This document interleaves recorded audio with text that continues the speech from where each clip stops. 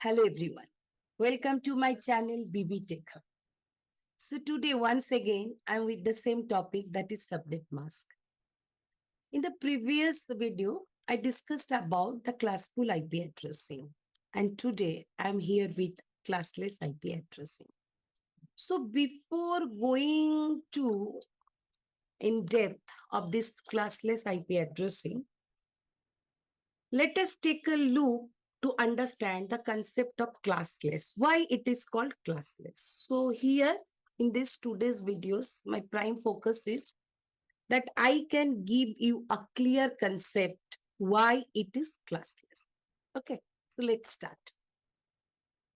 The first thing, I'm here with an example. Suppose we are having a network NID, that is a class C NID, and if I know in the total IP address is 32-bit, for the class C 24-bit is network, 8-bit is host. And of course, the total host will be 256 2 to the power 8, and valid I will minus 2 because you all know we need to minus NID and BID from the total host so that we can get the valid host. Now think, in an organization, in an HR department, there are 50 computers are there and they need the IP address. So the IT admin can assign 50 IP addresses from this 254. So what is happening? We are having remaining 204 IP address. It may happen the IT department of the organization need also 100 IP. So the IT admin can assign these 100 IPs from this 204 remaining IP addresses. But the question is that the HR department and IT department both are getting the IP address from the same network. So then there be a chance of security issue because both belong to the same network as per the base concept. So while the IT admin is going to to assign the IP address to the IT department, so there was a question raised at that time. So the IT admin could not assign IP to the IT department host from this network. So what happens, my dear? Only 50 IP addresses were used for the HR department. 204 IP addresses are unable to assign to any host. So we can say this is the wastage of IP. So think in another way. Suppose the same thing, 32-bit IP, the 24-bit in network, 8-bit in host. And if I do like that, I break this host bit like 2 plus 6 and I move this 2-bit to the network portion and the network portion becoming 26. So of course, what happens? My host bit will be 6 and if you add overall, it will be 32 bits. So now what will be the total host? 2 to the power 6 is equal to 64. So HR department now want to assign 50 host address. Very nice. Now remaining only 40 IP addresses are remaining. We cannot say this is the wastage because in future, if the department need to expand, then we need this 14 IP address. Now you come to this situation. What happens? At that situation, what happens? 204 IP addresses were wastage, where right now only 40. To which scenario is good? So of course you will say that is this situation. Now come to the network part. This is /24 class C. Now you tell me which class /26 is. It is a good question. Which class /26 belong? So if you observe it very clearly, this /26 does not belong to any class, neither A, B, or nor C. So which class it is? So this is classless. Yes or no? Now you tell me, what is the benefit of being classless? You have saved the IP. Yes or no? So there was a nice transformation In case of Classful, lots of IP addresses were wasting. But in case of Classless, you can see you could have saved a good amount of IP address, good number of IP address. Okay. So world sudden gradually, I cannot say sudden, gradually shifted from full to classless. We cannot say this is the saving of public IP address. We can say the proper utilization of the IP address. So now see a situation. What happens? I'm giving some example. So this 10 indicating it is class A and the subnet mask is 8. That is, it is my classful. Now see, this is class 10, that is class A, but what is my subnet mask? 10. So this is my classless. You come to this IP, this indicating this is a class A, but having 16. So this is classless. This is the reason in the previous video I mentioned a word that is for class A, the default subnet mask is 8.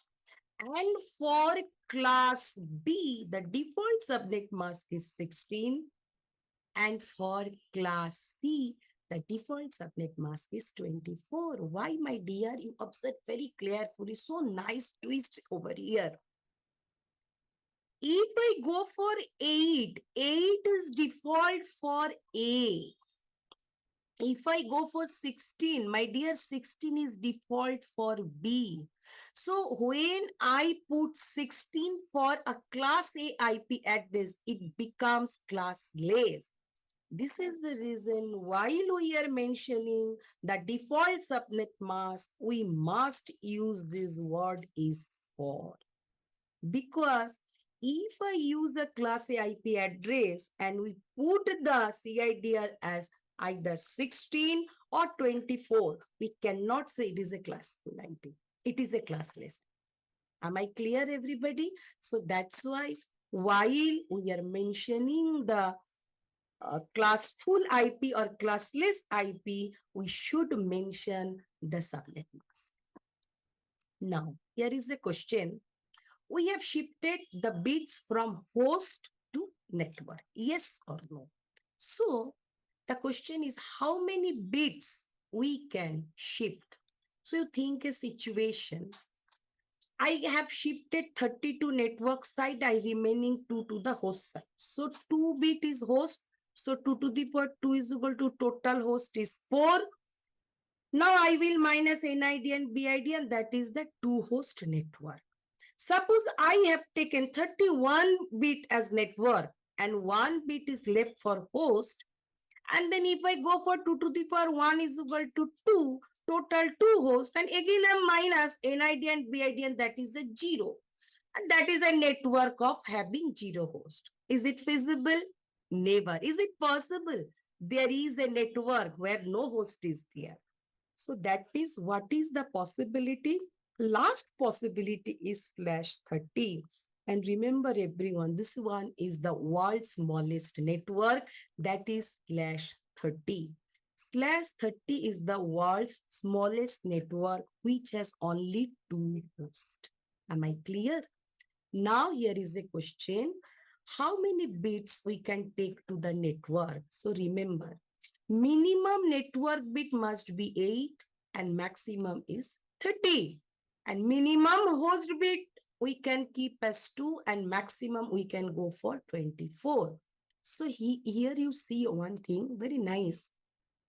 When the network is minimum, then host is maximum. Yes, that is 32. And the moment network bit is maximum, the host bit is minimum, again 32. So overall IPv4 is of 32 bits. It's a game of 32 bits. Clear? Now, another thing I will go ahead. Now here we have to understand is CIDR for each class. So in the previous video, we were dealing with the classful IP address and here I am dealing with the classless. So we can see how much CIDR we can extend for each class. So class A minimum start with 8 bit and it go maximum 30. In case of class B, it start with default 16. It can go up to 30. But in between this 30, class A is also coming because class A has started the journey from /8. So come to the class C minimum /24 and maximum 30. So here you can see it is covering A plus B plus C. Am I clear, everybody? So that's why always we have to remember maximum 30 bit we can take for a network bit. And we have to keep at least 2 bit for host. Nice. So now I am representing it in a pictorial format. So you see every IP address has two parts, network prefix and host number. So if I go for class C, suppose I'm taking an example, class C. So network is prefix is 24 and host is 8. All total 32. I'm keeping as it is. Suppose I am dividing it as 2 plus 6. So here I am assuming this is 2-bit. Actually, in real calculation, we cannot assume like that. There are some parameters on the basis of which we need to consider the subnet bits. There is a mathematical calculation. When I will go for the subnetting, of course, I will make you understand how to calculate the subnet bits. Now see what I have done. I have just mixed up these two things. So what is happened, my dear? The network prefix is extended. This is called network prefix is extended, and we call this extended network prefix. And this is nothing but my as it is host number. So what happened? I have started my journey with Classful, and gradually I became Classless. So everyone, you understood? So when IPv4 came in picture in the world, at that time it was nothing but the Classful IP. Later on, due to some situation, it became classless. Is it clear, everybody? So I think after watching this video, if there is confusion, I think your concept will be clear. Then also again, I'm saying you people, if you are having really any issue, please put a message in the comment box. I'm there to reply you. And I think you all are watching the videos, and I don't know whether you are enjoying or not, but I believe maybe you are learning something. So thank you. देखते रहिए, and हो सके तो at least एक comment put कीजिए so that I understand कि आपको अच्छा लग रहा, आप समझ रहे या नहीं. Thank you.